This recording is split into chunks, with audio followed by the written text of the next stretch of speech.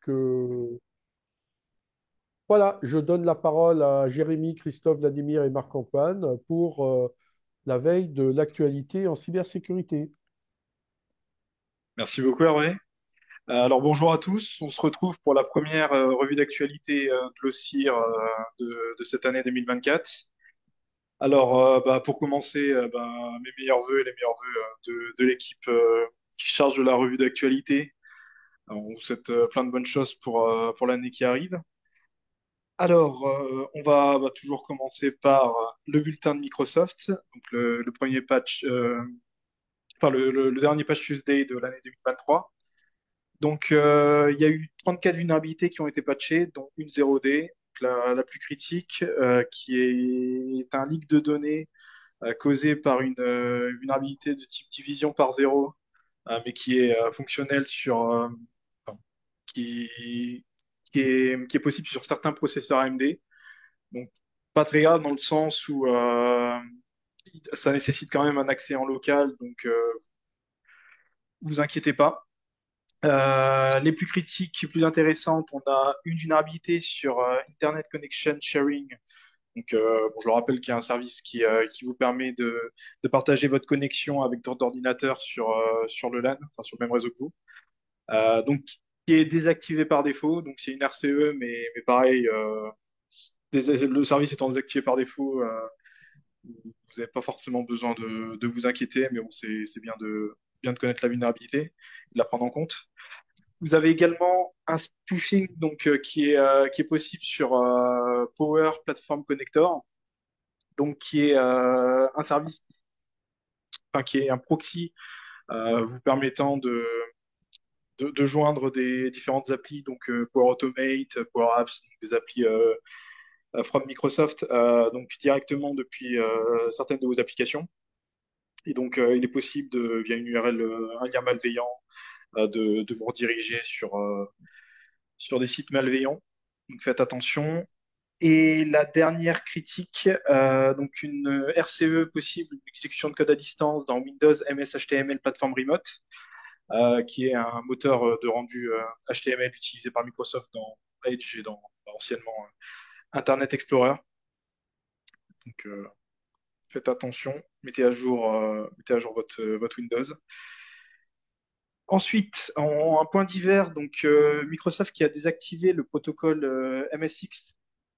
Je ne sais pas si vous avez déjà entendu parler de ce protocole. C'est une technologie de packaging et de déploiement qui a été fait par Microsoft, donc qui vous permet, donc là par exemple via l'installeur Windows APX, d'aller récupérer des programmes et de déployer comme ça vos programmes facilement à distance.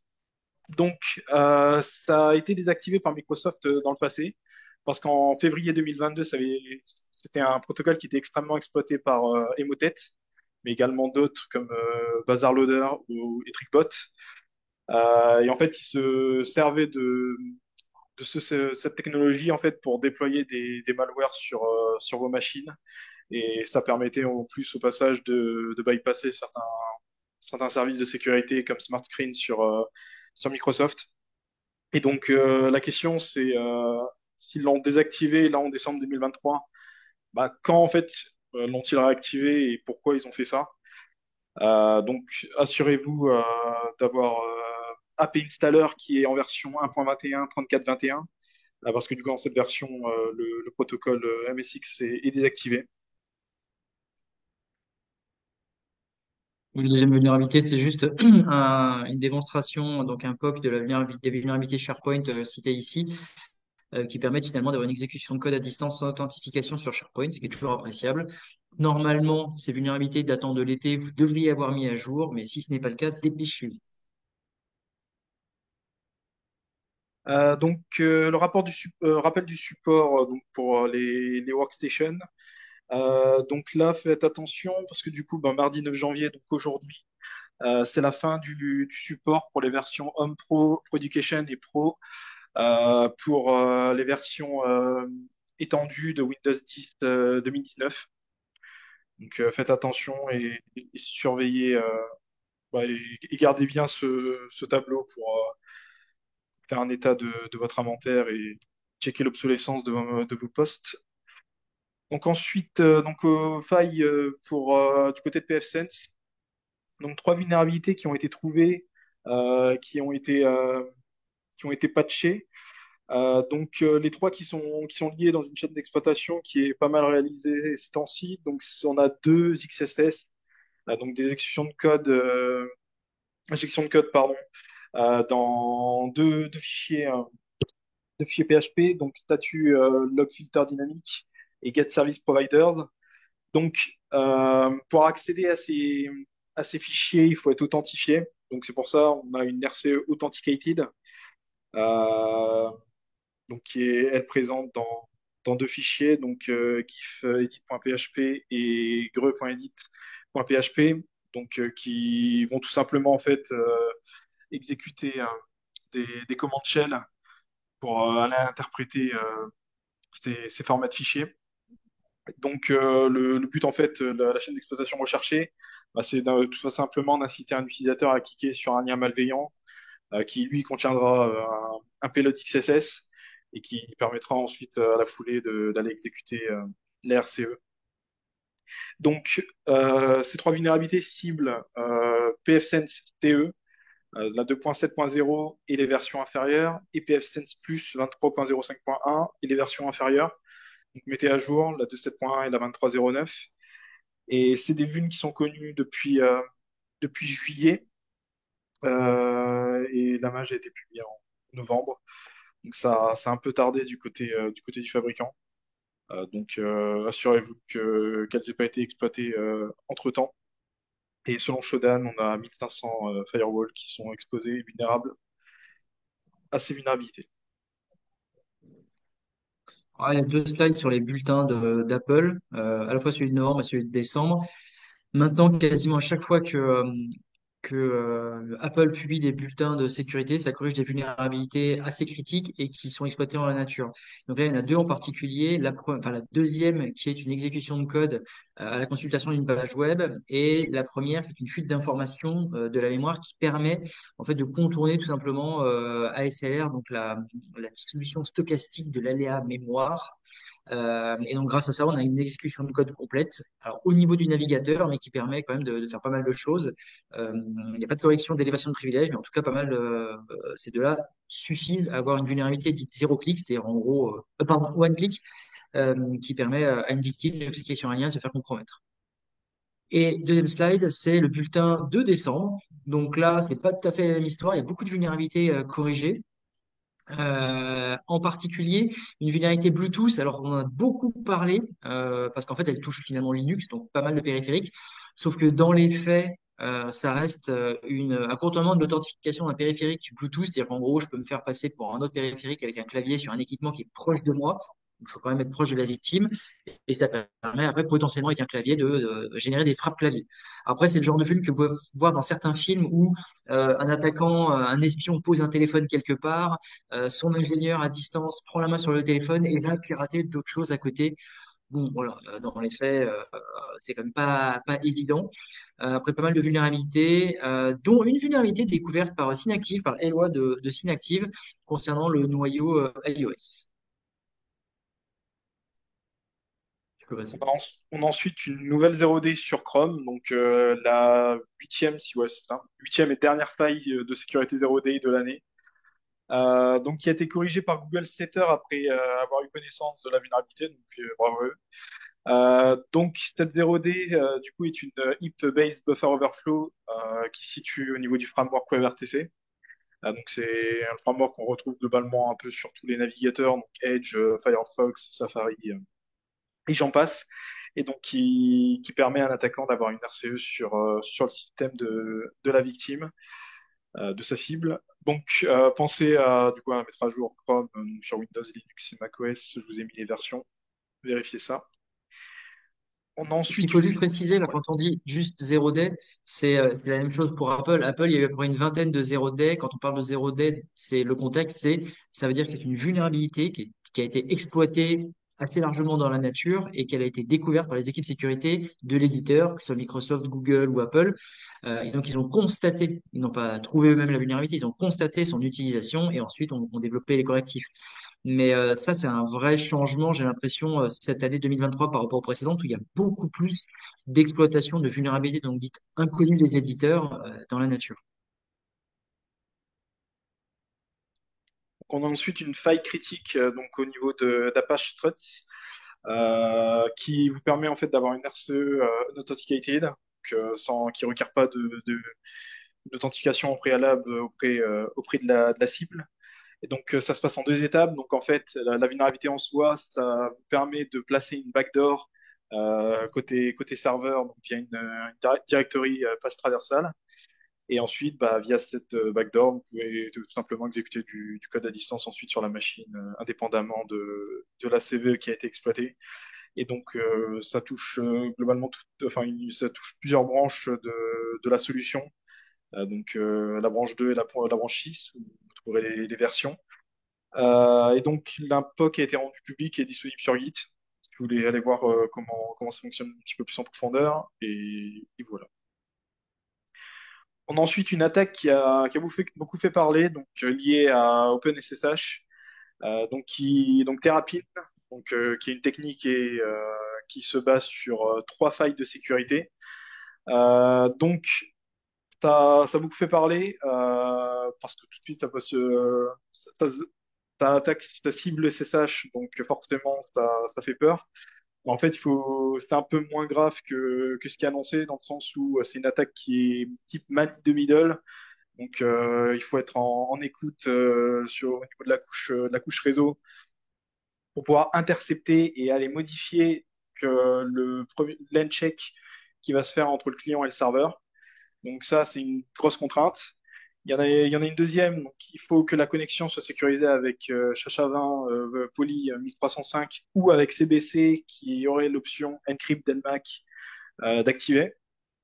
Et donc le but, donc deux possibilités, soit l'attaquant va essayer d'altérer les données échangées entre le client et le serveur, plutôt entre le serveur et le client du coup, soit il va essayer d'avoir une RCE pour exécuter directement des commandes côté serveur.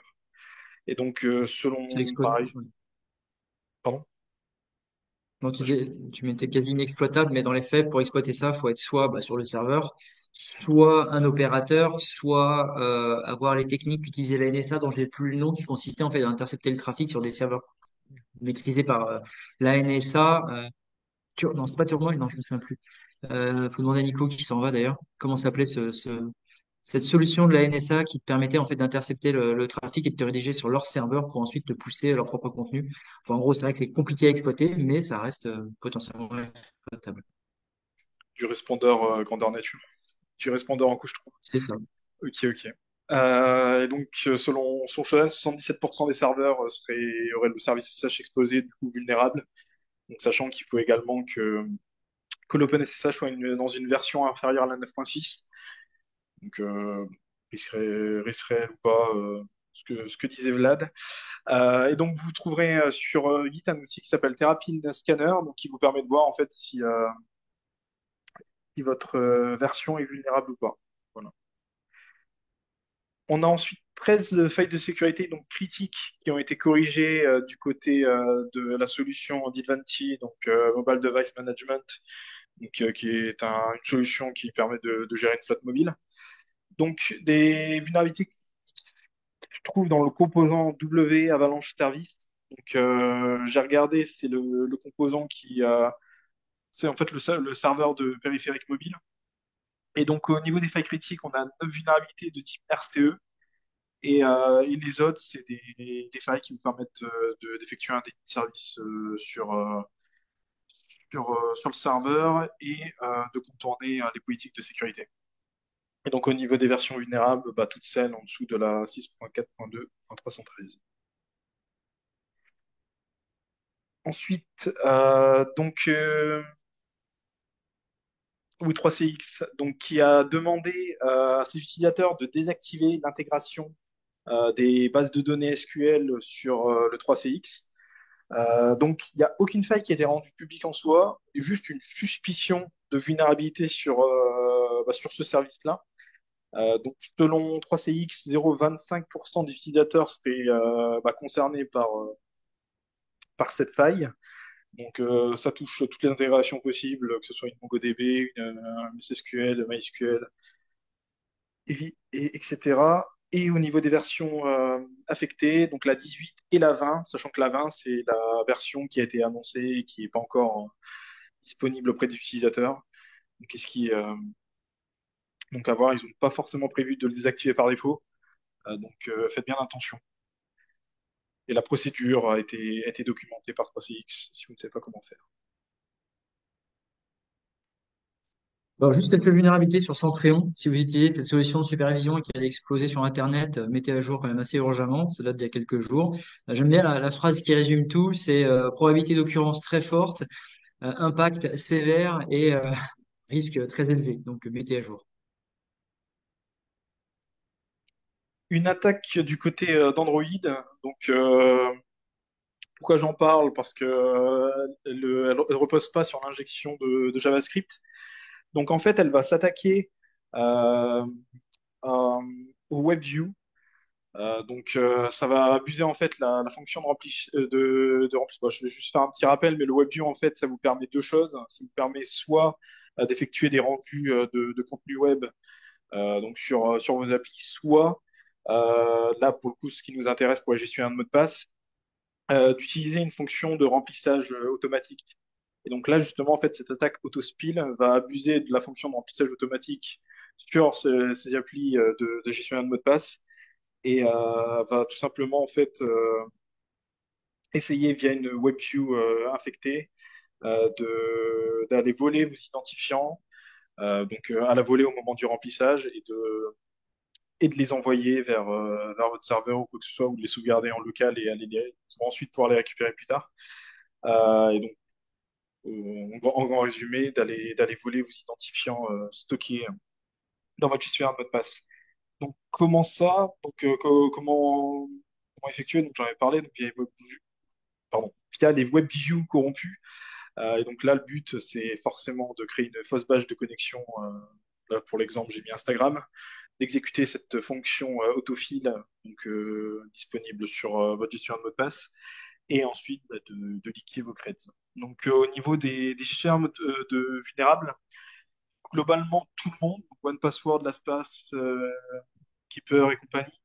Il n'y a pas de news, enfin, il n'y a pas eu de test qui a été effectué du côté de Bitwarden, donc c'est un peu dommage, parce que c'est une solution qui est pas mal utilisée. Donc, je sais pas pourquoi, il n'y a pas eu de test qui a été effectué sur la solution. Au niveau de Google Smart Lock et Dashlane, il paraît que les tests ont démontré que ces applis n'étaient pas vulnérables à l'attaque autospill. Donc voilà, vous avez donc via le lien, vous pouvez trouver un tableau qui vous donne un petit peu plus d'infos, qui vous dit si c'est juste utilisateur, si c'est juste le mot de passe ou si c'est les deux qui peuvent être exfiltrés via cette attaque. Ça, c'est intéressant, c'est juste à lire. C'est une conférence, LabsCon de 2023 avec une présentation sur les failles matérielles du type Spectre. Et moi, je vous recommande juste de regarder la vidéo.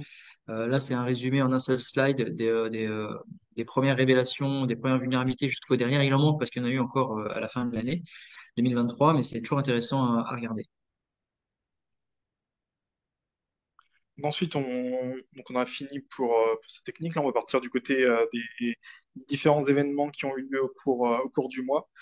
Donc, on va d'abord parler de donc, PyPI, donc encore une infection de la chaîne d'approvisionnement, donc autrement dit une attaque par supply chain.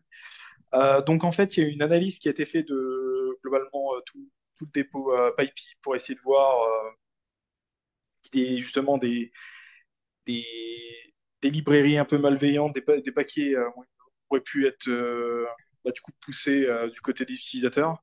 Et ça a été le cas en fait. 116 malwares ont été trouvés, donc qui impactent aussi bien les systèmes Windows que Linux, donc totalement disponible par tout le monde. Dont du coup des variants du style W4SP Stealer, donc un info stealer, Donc, forcément, des stats ont été effectués par rapport à cette news et du coup, 10 000 téléchargements sont estimés depuis mai 2023, donc depuis la mise en place de ces malwares dans le dépôt PyPI. Et donc, Depuis les derniers. Vas-y, vite, oui, termine. ce qui est intéressant, c'est qu'en fait, ils ont analysé différentes techniques qui ont été utilisées pour justement introduire du code malveillant dans ces paquets légitimes.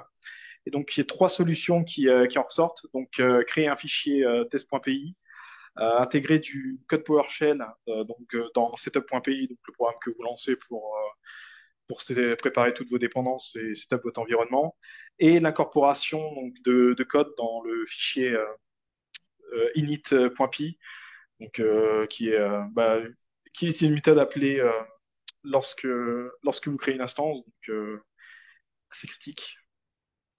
Mais tu voulais dire?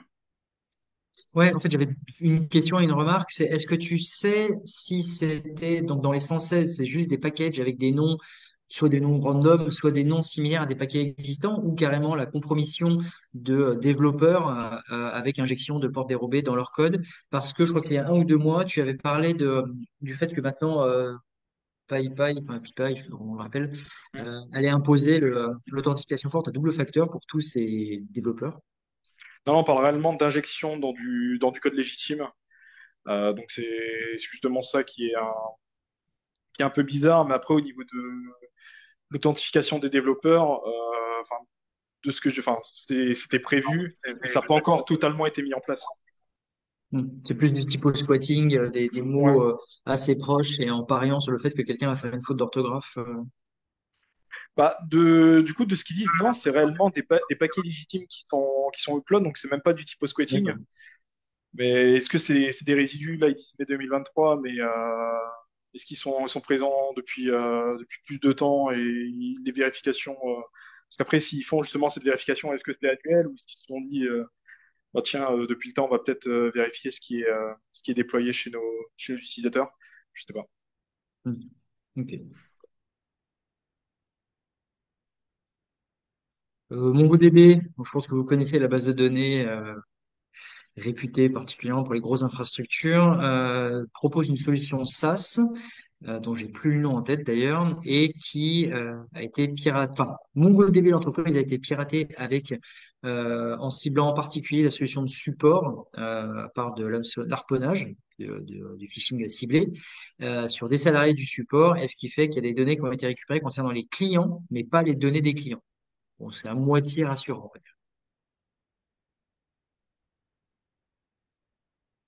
Alors, ça, c'est un gros morceau.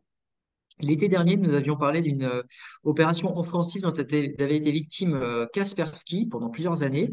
Et très rapidement, suite à des révélations américaines sur une OP russe, le FSB a publié le fait que cette opération était menée par la NSA. Donc récemment, Kaspersky a publié des articles avec beaucoup plus de détails. Et quand on voit le niveau de complexité de l'opération, oui, c'est sûr que c'est pas un groupe cybercriminel lambda qui a fait ça. Parce qu'en fait, cette opération donc, cible des iPhones qui, à l'époque, étaient en dernière version d'iOS. Il y a une chaîne d'exploitation qui est très, très avancée, qui utilise 4 vulnérabilités 0 day.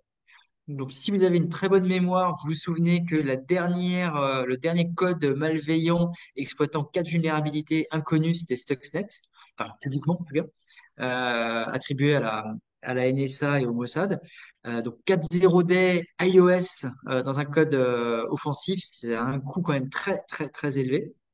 Et ce qui est assez impressionnant, c'est que là où on peut se dire qu'effectivement c'est pas un groupe cybercriminel normal, voire même pas du tout des solutions des entreprises à la Pegasus, c'est que malware, on va dire, l'implant utilise des techniques très avancés qui laissent entendre qu'ils ont complètement fait la rétroconception d'iOS et même du matériel parce qu'ils utilisaient ils utilisent plutôt des fonctionnalités non documentées, voire même potentiellement inconnues d'Apple.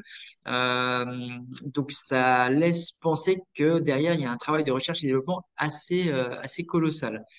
Et par contre, le point d'entrée initial, c'est comme bien souvent une vulnérabilité sur e-message. En général, c'est WhatsApp, iMessage, des choses comme ça, pour avoir une vulnérabilité zéro clic. Ce qui est assez surprenant aussi, c'est que d'iMessage, le code d'exploitation, enfin l'implant, passe sur Safari avec une autre vulnérabilité. Il élève ses privilèges dans Safari. Ça peut être pour déjà, enfin a priori ça a été documenté pour effacer ses traces, mais éventuellement pour être un peu plus discret, puisqu'en fait c'est comme le processus, enfin, le changement de processus avec le Metasquat ou les choses comme ça, ou avec d'autres outils de ce type-là, qui permettent de rendre l'attaque un peu plus discrète. De la même manière, ils utilisaient des appels à la MMIO, donc des registres mémoire non documentés qui permettaient de communiquer directement avec les périphériques. Et ça encore, ça laisse sous-entendre qu'il y a vraiment un gros travail de recherche et développement sur la rétroconception d'iOS et du matériel. Donc bon, on peut se dire que les gens qui sont derrière ont le niveau. La chaîne n'est pas persistante, la chaîne d'attaque, mais après, quand on a quelque chose comme ça, on s'en fout, puisqu'en fait, il suffit très simplement avec un numéro de téléphone, comme les solutions comme Pegasus, Intelexa, etc. On a un portail, on met le numéro de téléphone de la cible, on clique sur un bouton, ça lui envoie la charge utile, qui après va effacer ses traces et prend le contrôle du terminal. Donc de la persistance à ce niveau-là, ça n'a pas forcément trop d'intérêt. Donc Kaspersky, les employés de Kaspersky sont apparemment ciblés depuis 2019, donc ça fait quasiment 4 ans, donc on va dire 3 ans sans être découverts, c'est assez impressionnant. Et il y a d'autres cibles, apparemment il y a eu pas mal d'employés d'ambassades russes, chinoises, d'entreprises qui ont été ciblés par cette attaque. Donc je vous recommande l'article, c'est assez impressionnant le niveau de complexité de la chaîne d'exploitation. Donc et face à ça, il n'y a pas grand-chose à faire malheureusement, si ce n'est si vous avez vraiment, si votre menace c'est la NSA, n'utilisez juste pas d'iPhone, quoi, pas d'Android. Ça, c'est de la R&D. C'est ouais, c'est assez impressionnant. Un point donc sur donc un compte Twitter, donc X, désolé, donc qui a été compromis, donc celui de Mendiant, qui est une entreprise donc spécialisée dans la cyber, et en fait qui a été du coup compromis via un mot de passe utilisé relativement faible, qui a fuité et qui a dû être utilisé justement par ce groupe de cybercriminels. Et donc en fait, ils nous ont profité pour renommer le tag du compte par Phantom Solve, donc qui est une solution, enfin, une entreprise qui gère des crypto wallets, des NFT wallets. Et donc en fait, le but c'était de faire de la promotion d'un de leurs sites web, donc en usurpant forcément l'identité du service Phantom, et de promettre de distribuer donc des jetons PHNTM, donc, les jetons utilisés sur le site. Et leur but tout simplement était de voler donc, la crypto des utilisateurs de Phantom. Mais de ce qui a été annoncé, en fait, Phantom est intervenu assez rapidement et le compte a été signalé. Et Mendiant, à la volée, a pu récupérer son compte. Forcément, ils ont dû attendre quelques jours parce que vous n'êtes pas autorisé à changer X nombre de fois votre pseudo. Enfin, c'est au bout d'un certain temps que vous avez le droit de rechanger votre pseudo. Et forcément, ils ont changé leur mot de passe. Ensuite, un piratage. Donc, ça, c'est un des points qui a fait du bruit aussi. Donc, un piratage chez Orange Espagne. Donc, le piratage qui a été surnommé Snow. Donc là, en fait, on parle de la compromission d'un compte RIP-NCC qui a été compromis. Donc j'ai mis la signification en dessous. Donc c'est Réseau IP Européen Network Coordination Center. Donc même si c'est écrit que c'est européen, on parle d'un service donc un registre d'IP donc en Europe, mais aussi sur une partie de l'Asie. Et donc en fait, ce qui s'est passé, c'est qu'il y a un infosteller qui a été trouvé sur le mot de passe d'un des employés d'Orange Espagne, qui a pu récupérer le mot de passe utilisé sur le fameux compte RIP NCT, donc le mot de passe. Pardon? J'en suis quelqu'un. Donc le mot de passe qui a été récupéré, donc qui était relativement faible, vous pouvez le voir, donc RIP admin.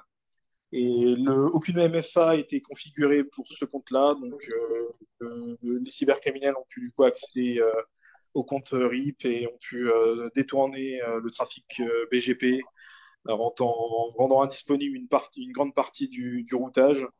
Et, et ça s'est produit pendant quelques heures. Je pense que ça n'a pas duré plus longtemps, mais assez pour faire du bruit, pour avoir ces news. Ensuite, un infostealer donc s'appuyant sur une man in the browser. Donc ça, c'est intéressant. Donc c'est donc une campagne donc, qui utilise donc qui fait à peu près la même chose que Dynabot.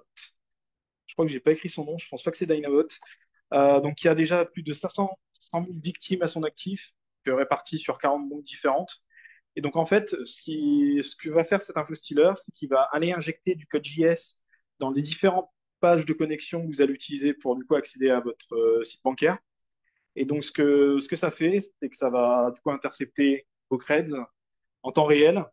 Ça va voler tous vos codes à usage unique. Donc forcément, ça va vous permettre de bypasser le MFA.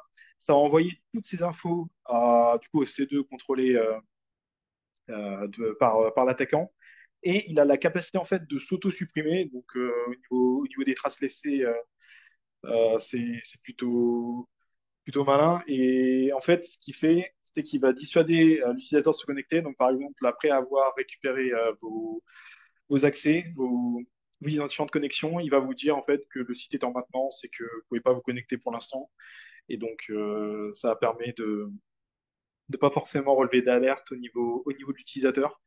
Et donc ce qui est précisé, c'est que l'infostealer, enfin cette injection de code JS n'est pas forcément fonctionnelle auprès de toutes les banques. Mais bon, quand on regarde les victimes et l'info comme quoi 40 banques différentes ont été 50 000 victimes réparties sur 40 banques différentes, on se dit quand même qu'il y a une bonne partie des banques qui sont vulnérables à cette technique.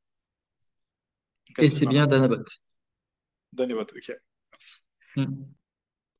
Ensuite, donc le groupe Black Hat, donc du moins son site vitrine qui a été mis en ligne et que une partie de l'infrastructure du groupe euh, a été euh, a été récupérée par le FBI, donc, qui a été accompagné par Europol dans cette mission et par d'autres services de police. Donc, je vous ai mis une liste non exhaustive.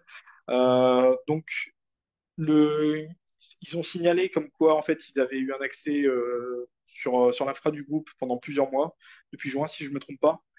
Euh, donc, ça leur a permis, au-delà de mettre en off une partie de leur infra, ça leur a permis aussi de récupérer des paires de clés publiques, des biclés, donc associés à différents sites du groupe, donc pour pouvoir mettre la main dessus et pour pouvoir essayer de rebondir sur l'infra.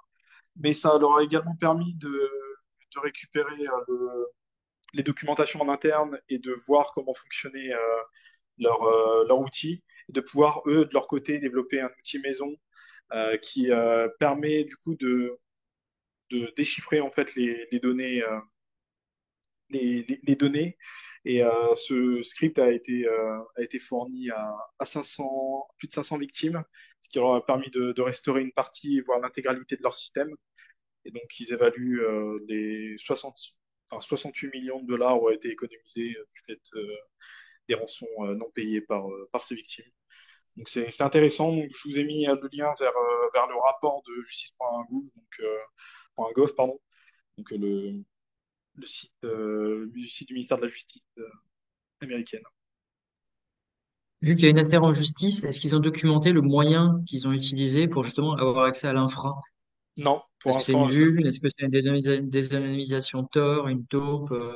non. La seule chose qu'on sait, c'est qu'ils ont eu un accès sur la du groupe depuis, justement, depuis plusieurs mois, mais on sait pas comment pour l'instant. Ok. Donc, ensuite, donc ça, c'est assez intéressant. Black Masta, qui est un ransomware assez connu. Donc en fait, Black Basta Buster, c'est le nom d'un outil qui a été développé par SR Labs et qui justement va exploiter une faille de sécurité dans l'algorithme de chiffrement utilisé par Black Basta et vous permet en fait de récupérer une partie de vos données. Donc pourquoi une partie de vos données? Parce qu'en fait, il y a beaucoup de prérequis. Donc déjà, si vous avez des fichiers en dessous de 5000 octets, vous n'aurez pas la possibilité de les déchiffrer. Ensuite, entre 5000 octets et 1 giga, vous pouvez potentiellement restaurer vos données, mais c'est pareil, c'est pas forcément sûr. Au-delà d'un giga, vous pouvez récupérer vos données, mais par contre, les 5000 premiers octets seront perdus. Donc, il faut prendre ça en compte. Ensuite, on parle des personnes qui ont été chiffrées par le ransomware entre novembre 2022 et décembre 2023. Malheureusement, entre-temps, le groupe a eu, avant de cette vulnérabilité, de la corriger. Donc, toutes les victimes slash futures victimes de ce ransomware, malheureusement, ne pourront pas profiter de l'outil. Et également, la dernière contrainte, donc c'est un fichier par un fichier, mais bon, forcément, c'est déjà bien. C'est un ransomware qui ciblait les hyperviseurs. Donc, déjà, si vous pouvez récupérer, déchiffrer vos disques de machines virtuelles chiffrées, c'est déjà une bonne chose. Forcément, vous avez le lien de l'outil qui est disponible sur Git. Alors ça tombe bien parce que tout à l'heure, il y aura la présentation de Databack qui parlera justement de la récupération de données chiffrées. Sans spoiler ce qu'ils vont raconter, une des explications, c'est que les ransomware en général sont pas là pour chiffrer toutes les données parce que ce serait beaucoup trop long. Donc ils chiffrent en fait souvent le début des fichiers. Ça peut être quelques kilooctets, voire quelques mégaoctets, mais typiquement s'il y a je sais pas, un fichier qui fait 10 gigaoctets, ils vont pas s'amuser à chiffrer 10 gigaoctets parce que ce serait beaucoup trop long de tout chiffrer. Et l'objectif, c'est quand même de chiffrer un maximum de choses pour emmerder au maximum les gens en un minimum de temps. Ensuite, donc, vous en avez sûrement entendu parler, donc la société Coaxis, donc un infogérant cloud qui a été victime de Logbit 3.0. Euh, donc, bon, je l'ai pas mis à jour, mais selon la team, on parlerait de la vulnérabilité Citrix. Donc, on en a déjà parlé dans la revue de l'OSI en septembre 2023. Donc, qui aurait permis justement à Logbit de s'introduire sur le SI de Coaxis. Donc, et de chiffrer une bonne partie des données. Donc, l'ensemble du système d'information maintenant est de nouveau opérationnel. Donc, ils ont passé des mauvaises fêtes de Noël parce que c'était passé pendant les fêtes de fin d'année. Mais début janvier, tout a été restauré. Enfin, du moins, c'est ce qui avait été annoncé. Donc, normalement, au niveau des fuites de données, on aura plus d'infos ce soir à 19h, car c'est ce qui est annoncé sur le site vitrine de Logbit. Donc, normalement, il ne devrait pas y avoir de données clients, ni du coup, de données personnelles. Mais il n'y a pas forcément d'informations non plus sur la taille, sur les types de données. On sait juste qu'il y a 9 segments de données, donc ça a l'air d'être des informations assez lourdes, peut-être de la documentation technique, on ne sait pas, mais voilà, donc, courageux. Ensuite, donc ça, c'est un retour donc, d'un ransomware qui donc Alpha-V. Excuse-moi, Jérémy, juste une précision sur l'affaire Coaxis. Des bruits de couloir, parce que c'est sous réserve de l'enquête qui est en cours, hein, qui a été confiée au C3N, sous réserve donc de cette enquête et des bruits de couloir, il semblerait que peut-être l'attaque contre Coaxis provienne d'un phishing. Quant au stock de données qui aurait été volé, on parle d'un volume de 300 mégas. Donc un volume assez restreint, qui semblerait n'être que des données techniques liées à l'infrastructure de l'hébergeur. Voilà, pour l'instant, on n'en sait pas Ok. plus, puisque ça communique de manière assez discrète. Il faut juste comprendre que ça impacte près de 1200 cabinets d'experts comptables qui sont tous en train de se demander, c'est pour la petite histoire et pour faire sourire toutes celles et ceux qui nous écoutent, ils sont en train de se demander pourquoi eux. Voilà, 3 points de suspension, je m'arrête de mes commentaires. Merci beaucoup. Donc, le retour d'un ransomware qui a été utilisé dans Alpha-V, donc Black Hat, donc, pour reparler d'eux, donc chez Norton Healthcare, donc attaque qui a été réalisée en mai 2023. Donc, pourquoi on vous en parle là? Parce qu'il y a seulement les premières notifications des victimes là début décembre. Donc on parle des données de 2,5 millions de personnes, données qui comprennent les noms et coordonnées, numéro de sécurité sociale, numéro de permis de conduire, date de naissance et pas mal d'autres choses. Également des informations liées à d'anciens patients. Donc assez grave. Et donc voilà, donc vous pouvez lire les rapports si ça vous intéresse. Ensuite, une fuite de données donc chez 23andMe, qui est une société qui va essayer qui effectue des tests ADN et qui retrace un peu votre généalogie. Donc, au niveau de la fuite de données, on sait qu'il n'y a eu aucune violation des systèmes internes de la société. On sait juste qu'en fait, enfin, comment ces données ont pu être exfiltrées, on parlerait du coup d'un accès à plus de 14 000 comptes qui ont juste été obtenus via du bourrage. Donc, par rapport à ça, enfin, c'est assez impressionnant si c'est le cas. Quand même 14 000 comptes, surtout qu'ils s'en sont pas rendus compte. Mais également, du coup, 7 millions d'accès qui ont été obtenus via une fonctionnalité qui est présente sur le site de 23andMe, donc une fonction optionnelle de partage de l'ADN.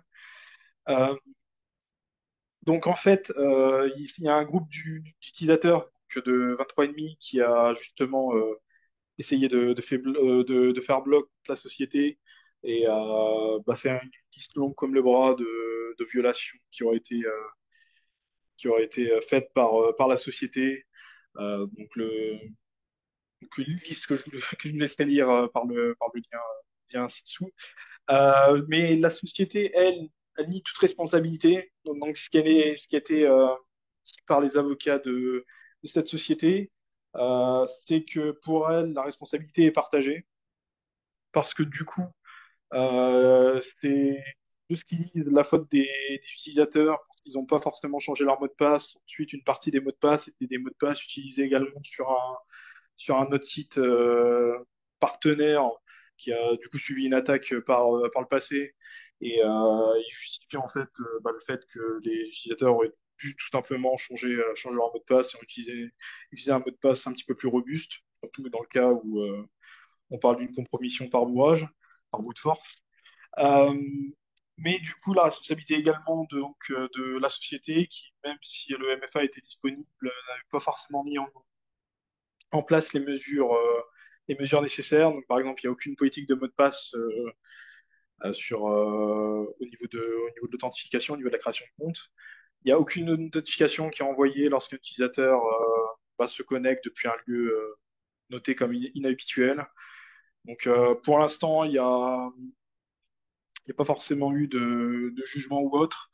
On a juste les deux parties forcément qui s'attaquent, qui se défendent et à voir, je pense qu'on aura un petit peu plus d'infos dans le mois prochain, dans la revue du mois prochain. Donc ensuite, donc des résultats sur une opération assez importante, donc Aeshi 4, une opération qui a lieu tous les ans, donc qui a eu pour effet d'arrêter plus de 3500 cybercriminels, pardon, et qui aurait permis aussi de saisir 300 millions de dollars. Donc cette opération, elle s'est déroulée entre juillet 2023 et décembre 2023. Donc l'objectif, c'est simple, en fait, elle se base sur sept domaines d'activité cyber, donc tout ce qui est phishing, romance scam, sextorsion, fraude à l'investissement, compromission de boîte mail, et juste dans la compromission de boîte mail, vous avez trois sous-catégories. Je vous laisserai chercher si ça vous intéresse. Vous avez de toute façon le rapport d'Interpol qui est présent dans les références. Donc, je l'ai dit, c'est une opération qui est gérée par Interpol, qui est financée par la Corée du Sud, donc il y a eu beaucoup de collaboration, donc au niveau des US, au niveau du Royaume-Uni. Ils ont voulu quand même préciser dans le rapport enfin, du moins dans les sources, que la France n'a pas fait partie de l'opération. Et donc, au-delà des chiffres incroyables et super encourageants, il y a un stade de comme quoi plus de 260% d'arrestations donc par rapport à l'opération qui a eu lieu l'année dernière, enfin, du coup il y a 2 ans maintenant, donc en juin 2022 jusqu'à novembre 2022, donc à Echi 3. Donc, c'est plutôt cool. Alors, concernant les techniques, les outils, quelques petites choses. Le premier sérieux, c'est Je ne sais pas si vous connaissez CyberChef, qui est un outil très très pratique publié par le JCHQ, donc les renseignements anglais, mais qui est sur GitHub, open source, et qui permet en gros de transformer tous les formats dans n'importe quel autre format et d'enchaîner les transformations. C'est hyper pratique. Moi, j'utilise beaucoup pour du pentest ou autre d'ailleurs. Et donc là, maintenant, il supporte les Yara, ça vous permet de valider les règles Yara, donc c'est vraiment très très pratique. Et sachant que rien ne fuite, hein, c'est une page JavaScript, HTML JavaScript, qui fait pardon, les calculs localement, donc rien ne sort. L'autre sujet, c'est plus une blague, mais c'est BlackBerry a fait un rapport sur bon, une opération, une offensive. Et ils ont été très très généreux et ont fourni beaucoup d'IOC. Donc comme vous pouvez constater, vous pouvez directement les prendre et les mettre dans vos SIEM et autres. Vous avez Redacted partout, donc ça sert strictement à rien. Je vois pas l'intérêt de publier ça et de dire que ce sont des IOC. Voilà, c'est plus pour la blague qu'autre chose, mais et ça a été pas mal repris sur Twitter. Les gens se sont pas mal moqués d'eux parce que c'est totalement inutile et inexploitable. Donc une variante de la DDLL jacking donc, assez intéressante qui était abordée dans plusieurs rapports que j'ai lus. Donc en fait, pour rappel, DLL jacking, le principe en fait, c'est quand vous lancez un processus, vous allez chercher une bibliothèque, donc une DLL donc à plusieurs endroits. Donc d'abord dans le répertoire depuis lequel vous lancez l'exécution, depuis vous lancez le processus. Ensuite, ça va aller le chercher donc dans C Windows System 32, ensuite dans C Windows System, ensuite dans C Windows, etc., jusqu'à éventuellement votre environnement de travail, si jamais la DLL n'a toujours pas été trouvée. Et donc forcément, le but, c'est vous jouez sur ces priorités pour essayer de charger votre DLL malveillante avant de charger la légitime. Et donc là, en fait, donc cette variante, elle, donc, qui est nommée WinSXS, donc liée du coup au répertoire utilisé. Donc j'en parle là tout de suite. Donc là, le but, c'est de cibler tous les binaires donc, qui sont présents dans ces Windows WinSXS. Donc c'est un répertoire qui contient, qui est utilisé par les Windows Component Store, donc qui contient tous les fichiers nécessaires à la restauration de votre système. Donc en fait, là le but c'est d'exécuter un de ces binaires, donc depuis un répertoire que vous contrôlez, de préparer votre DLL malveillant, la DLL que vous savez potentiellement, enfin une DLL qui va être utilisée par votre binaire, et donc d'exécuter du code sur votre machine comme ça. Donc assez intéressant. Et, enfin là vous avez enfin je vous ai mis une capture, un exemple de, du programme Engine Task, donc, qui est présent dans Windows XS. Vous avez également la vidéo du groupe, donc la Security Juice. Si vous voulez avoir un petit peu plus d'infos, vous mettre les références vers la vidéo. Ça, c'est pas mal pour contourner toutes les techniques type AppLocker, etc., pour pouvoir exécuter ben, un binaire reconnu par Microsoft qui charge une DLL. Dans certains cas, vous pouvez même utiliser des DLL officiels, mais qui sont vulnérables à quelque chose pour après injecter dedans votre code malveillant, enfin, pour du pentest du red team, bien sûr, votre code malveillant pour exécuter du code et contourner antivirus et EDR. Ça, c'est intéressant. Alors, je sais pas si c'est nouveau, mais en tout cas, c'est une technique qui permet de contourner ASLR. Donc, comme l'aime bien l'appeler Nico, la distribution stochastique de l'aléa mémoire. En gros, normalement, pour contourner, donc c'est pour faire simple, les librairies, enfin les API en mémoire sont leurs adresses sont à des adresses aléatoires. C'est plus à chaque reboot l'adresse change, donc on peut plus prévoir ça. Et donc suite à une exploitation de vulnérabilité d'exécution de code, pour pouvoir faire des appels à ces librairies API standards, bah, il faut essayer de deviner où sont positionnés, enfin où tout est positionné en mémoire. Et donc en général, ce qui est utilisé, c'est une autre vulnérabilité qui fait une fuite d'informations. Et là, c'est une technique qui combine autre chose, qui combine en fait un memory leak, mais en fait, le problème c'est que le terme est un peu le même en français, mais c'est plus une zone mémoire plus une technique d'Oracle. C'est pas non plus trivial, mais qui permet finalement de récupérer les adresses des API en mémoire, tout simplement, et ensuite de contourner donc cette ASLR ou KSLR également. On a fini pour le point des événements du coup majeurs qui ont eu lieu au cours du mois dernier. Donc là, on va attaquer les points un petit peu plus donc business et ensuite juridique. Donc d'abord, on va commencer par Imperva qui a été acquéri par le groupe Thales pour la maudite somme de 9 milliards d'euros, enfin de dollars, pardon. C'est incroyable. C'est une société en fait donc Imperva, qui est éditrice de logiciels et de services cyber donc aux US. Donc qui signe du coup la neuvième acquisition du groupe dans le domaine en 9 ans. Donc pour info, c'est leur deuxième plus grosse acquisition après Gemalto. Et donc, leur but, en fait, c'est tout simplement de pouvoir accéder aux différents services produits réalisés par Imperva. Des outils type WAF, anti service, leur outil de CDN, leur outil RASP et compagnie, que pour pouvoir mettre ça en plus dans leur catalogue. Et en plus, bah, forcément, pour étendre leur capacité cyber au-delà, à travers le monde. À la base, Imperma, c'est une entreprise israélienne. D'ailleurs, le centre de recherche est encore en Israël. C'est Ok. américano-israélien. Alors ça, c'est la mauvaise nouvelle, c'est que la loi FISA qui permet en fait aux renseignements américains d'aller espionner toutes les données collecter et espionner toutes les données des Européens, bah, elle a été prolongée par Biden jusqu'en avril prochain.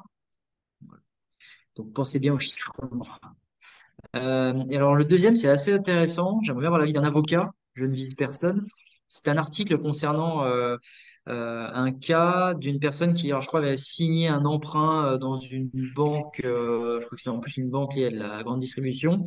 Et comme c'est une signature numérique, mais il n'y avait pas eu de vérification de véritablement son identité, ça a été considéré comme à peu près invalide. Et je crois que la banque lui demandait des choses. Il n'avait pas payé les dernières échéances, je ne sais plus exactement, mais en gros, la signature numérique était considérée comme pas valide. Et donc, ce que j'ai surtout retenu, c'est que pour qu'une signature numérique soit considérée comme valide, il faut bah, juste valider l'identité du signataire.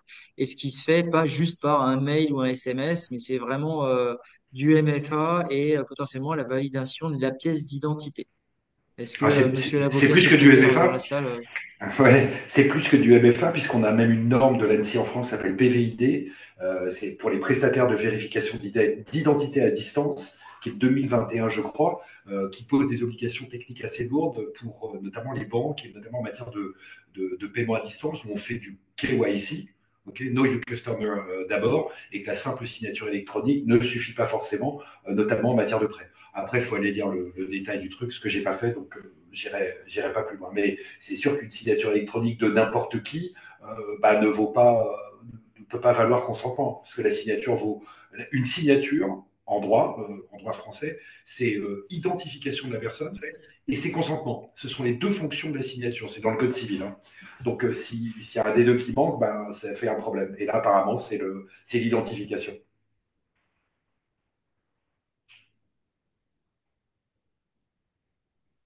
Alors ça aussi, je pense que vous avez pas mal entendu parler de Lapsus. C'était un groupe de hackers. Ils avaient piraté toutes les plus grosses boîtes, Microsoft, Nvidia et Rockstar, l'éditeur du jeu GTA 6. Ils avaient en particulier sorti des vidéos de GTA 6. Et donc, en fait, un des leaders, je crois que son surnom c'était White, un truc comme ça, du groupe était un jeune à l'époque mineur, et donc il a fini par se faire arrêter. Alors, zéro OPSEC, hein, parce qu'ils en parlaient partout, enfin, c'est pas exceptionnel. Euh, et donc, il a été arrêté, il a été considéré comme autiste, et donc il a été condamné non pas de la prison à vie, mais une hospitalisation sans limite de durée. Et d'ailleurs, il y a une petite anecdote, je crois qu'il a été arrêté et interné pendant un moment et grâce à je sais plus quelle équipement Google ou à Amazon, pourtant assez limité, il a réussi à continuer à réaliser des actions de piratage. Voilà. Le gars a l'air plutôt bon, mais malheureusement, alors peut-être qu'il sera récupéré par les rangs. S'il est manageable, il sera peut-être récupéré par les rangs anglais. Sinon, malheureusement, il risque de terminer sa vie à l'hôpital. Deuxième sujet, une bonne nouvelle de condamnation. C'est un influenceur Instagram qui, à l'origine, clamait partout qu'il avait fait sa fortune grâce à l'immobilier. Dans les faits, c'était un scammer nigérian qui faisait toutes les arnaques connues de arnaque au sentiment, fausses factures, etc., piratage de mails avec injection de faux RIB, enfin, autres RIB dans les factures pour se faire pour récupérer les sous, etc. Ils avaient même participé à une espèce de blanchiment d'argent à Malte vis-à-vis d'argent de hackers nord-coréens, enfin pas mal d'histoires comme ça. Et il a fini par se faire arrêter parce qu'en fait, il y a eu une mésentente sur une commission d'un de leurs partenaires. Donc, ils se sont balancés mutuellement. Enfin, bon, ça s'est mal terminé. Je vous recommande de cliquer sur le dernier lien, qui est une vidéo d'un YouTuber qui s'appelle Hardisk, qui rebalaye toute l'histoire. C'est assez intéressant. Euh, voilà, c'est assez rigolo de voir comment cette personne qui au début a commencé juste avec le scam classique, ce qu'on reçoit tous par mail de vous avez gagné au loto ou je suis telle personne, me fais passer pour telle personne, allant jusqu'à vraiment la compromission de mails de victimes, a réussi à faire fortune, entre guillemets, et finalement s'est fait arrêter. Marc-Antoine, est-ce que tu as d'autres points que tu veux aborder? Oui, alors assez rapidement, juste pour vous passer en revue quelques points vraiment très juridico-juridiques, plus ou moins directement liés à la cyber. Euh, D'abord, nous attendons la publication pour l'Europe, donc au journal de de l'Union européenne, du règlement IA, intelligence artificielle, dans lequel il va y avoir des dispositions particulières en matière de cybersécurité. Donc, lorsque des prestations de cybersécurité sont rendues en matière d'IA. Je vous en parlerai plus en détail quand le projet sera voté et publié. Dans les projets de l'Union européenne, on a quand même deux gros textes qui arrivent en plus de Dora et de Nice 2, bien sûr. Je touche un mot sur Dora dans un instant. On a en atterrissage final, entre guillemets, dans la procédure de trilogue pour l'Union européenne, c'est-à-dire quand les États se mettent d'accord avec la Commission, enfin bref, tout le process législatif de l'UE qui est un peu compliqué. On a donc le Cyber Security Act, voilà, le fameux CSA qui arrive, donc qui va régler les problèmes de patch et de mise à jour de logiciels. On attend pareil la version finale avant d'en parler. Et nous avons un deuxième texte euh, qui s'appelle le Cyber Solidarity Act. Et j'ai lu un petit commentaire sur le web pour résumer celui-là, donc le Cyber Solidarity Act. Ce serait une sorte d'article 5 du traité de l'OTAN. C'est donc la mise en place d'un mécanisme de solidarité entre les États membres de l'UE pour lutter contre les cyberattaques. Pareil, j'attends un peu les versions vraiment définitives et publiées pour vous en parler. Petit flashback rapide sur Dora, donc c'est la résidence opérationnelle du secteur financier, hein, banque, assurance et compagnie. Nous attendons la semaine prochaine, 17 janvier, le premier package, entre guillemets, des RTS, qui sont des documents détaillés, produits par les autorités de contrôle, qui permettent d'avoir vraiment des détails sur un tas de points techniques, notamment en matière de sécurité, qui seront à déployer. Donc on attend ce gros paquet de RTS pour le 17 janvier 2024.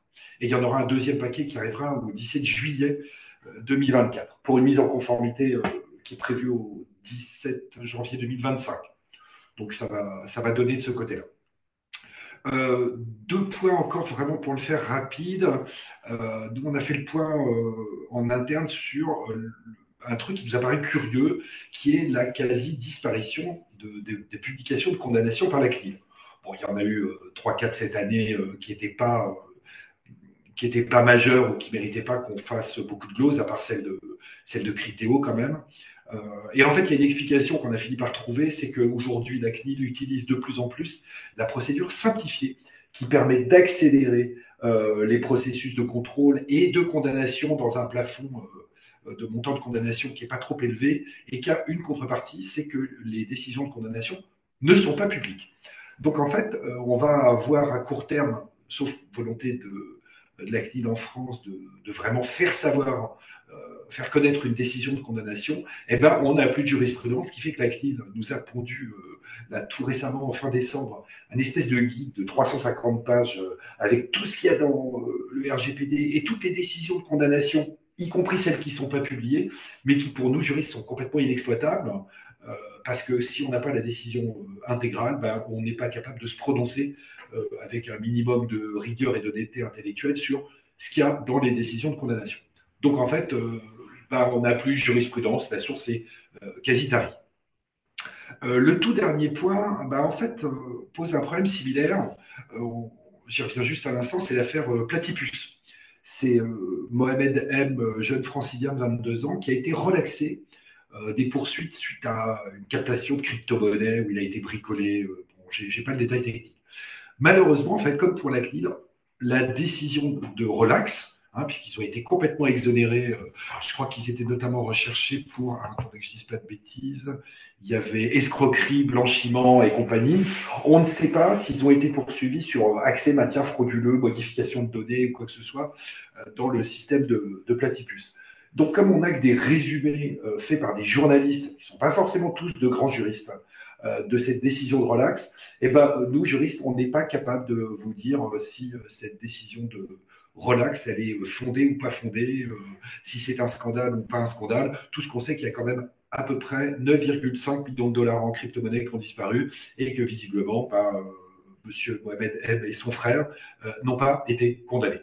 Voilà les seuls petits points que je voulais sur lesquels je voulais attirer votre attention. Mais je pense que premier semestre 2024, on se remettra à reparler de la réglementation cybersécu qui va tomber comme un gravelotte. Voilà, je m'arrête.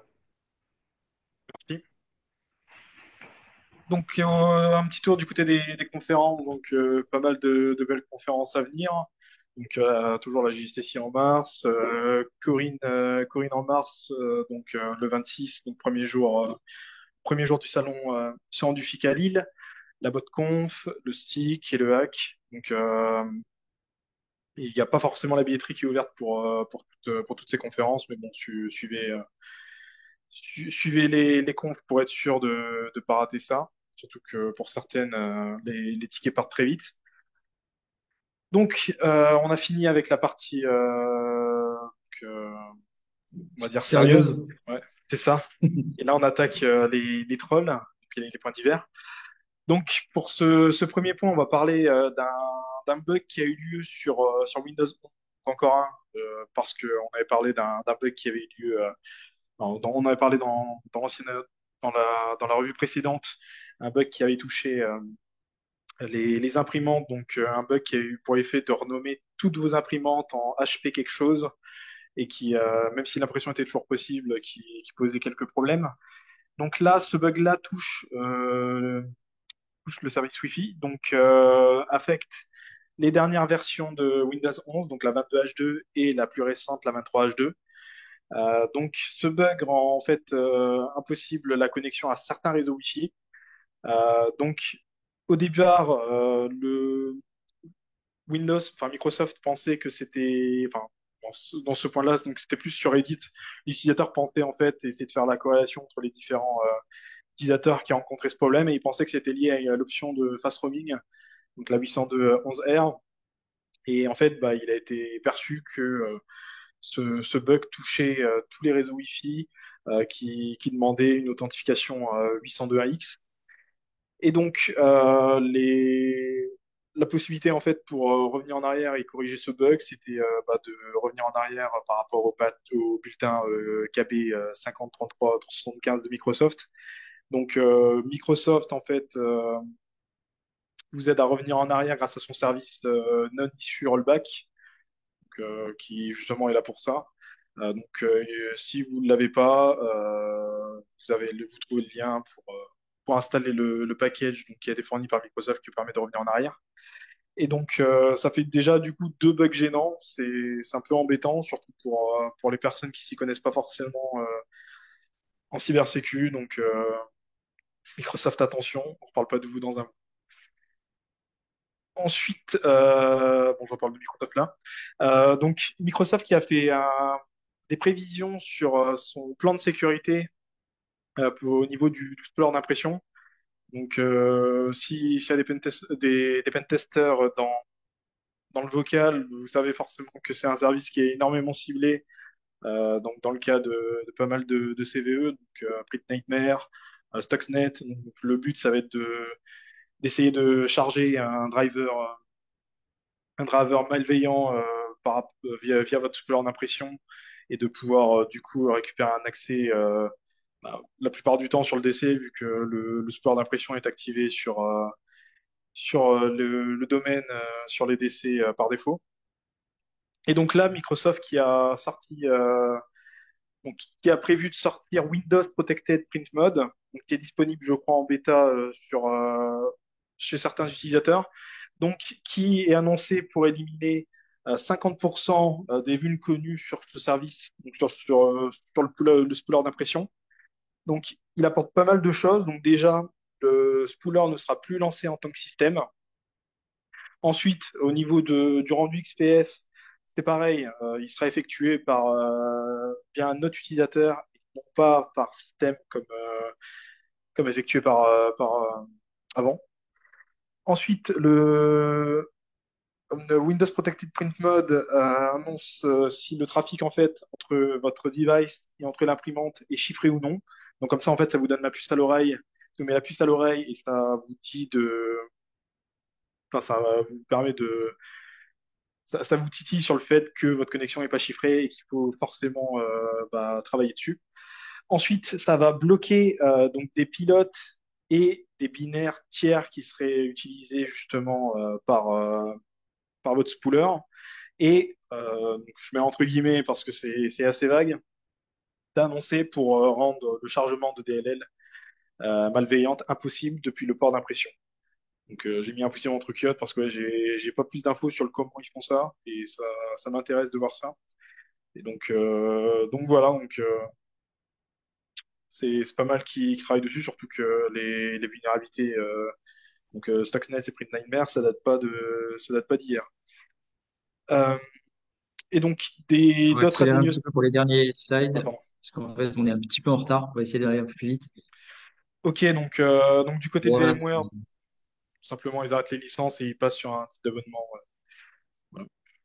Ouais, le premier, c'est simple, c'est un espèce d'escroc qui est un escroc et a publié un communiqué avec son entreprise disant qu'il travaillait avec la police nationale du Rwanda et la police nationale a publié un communiqué disant que c'était totalement faux. Le deuxième, c'est le titre est juste rigolo, c'est qu'un cabinet qui s'occupe des fuites de données, bah, a eu une fuite de données. Voilà. Donc là, Oui, pardon. Donc là, c'est une donc faille du côté d'Ubiquiti, donc qui a été qui a mal géré la mise en place leur mise à jour de leur infra cloud, côté Unify. Et donc en fait, tout un groupe d'utilisateurs, donc on parle de 1700 comptes, avait librement accès aux équipements d'un groupe contenant plus de 1216 personnes. Donc quand je vous dis accès aux équipements, c'est routeur, point d'accès Wi-Fi et également les caméras. Donc ça a duré quand même 9 heures où vous pouviez voir la caméra de n'importe lequel des utilisateurs, donc très très grave. Et ensuite, donc un point donc toujours lié aux caméras. Et donc là, en fait, ça a été une information qui a été fournie par les services ukrainiens donc sur Telegram.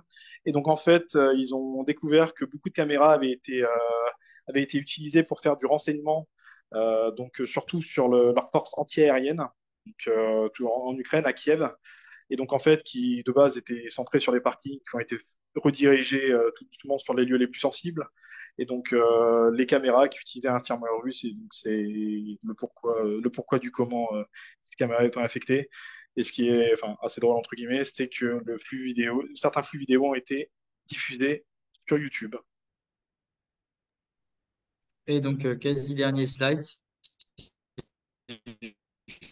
juste pour, comme ça avait été annoncé en préambule, c'est ma dernière revue d'actualité. Donc, alors c'est pur hasard, mais il y a 10 ans, j'avais pris la suite de Nicolas. Et c'est pile 10 ans, c'est vraiment pur hasard. Donc voilà, je voulais vous remercier pour votre confiance. J'ai mis quelques captures d'écran des différents designs qui ont évolué au cours de ces quelques années. Donc voilà, je voulais vous remercier en tout cas pour votre confiance. C'était hyper intéressant. J'ai beaucoup apprécié ces années à faire la revue et voilà. Je vous laisse entre de bonnes mains. Bah, merci Vlan, je vais faire de Et mon on peut mieux. passer au slide d'après et le finir. Pour cet extraordinaire travail pendant 10 ans. On félicite aussi Christophe Chassebeuf et Jérémy Decoq accompagné de Marc-Antoine pour prendre la suite et la continuation. Et on va couper l'enregistrement pour vos questions.